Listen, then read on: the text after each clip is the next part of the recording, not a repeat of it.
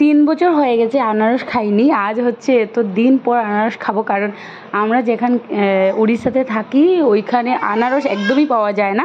আর এখন হচ্ছে ঘরে এসেছি আসামে, এখানে হচ্ছে খুব ভালো আনারস পাওয়া যায় আমাদের ঘরের পাশেই।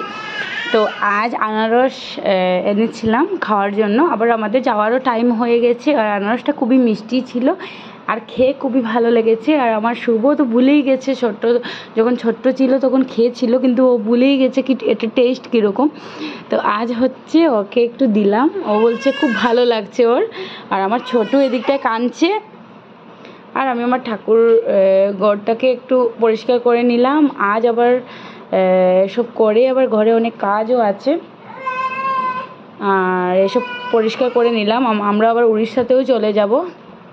আর এটা হচ্ছে আজ অনেক বেশি বৃষ্টি হচ্ছিল সকাল থেকে, তো কাপড়গুলো স্পিন করে উপরে দিয়ে দিয়েছি।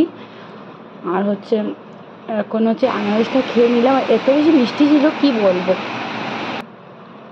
আর এখানে আমার এত বেশি কুমড়ো পাতা হয়েছে, এটা দিয়ে আমি শীতলের বড়া করব।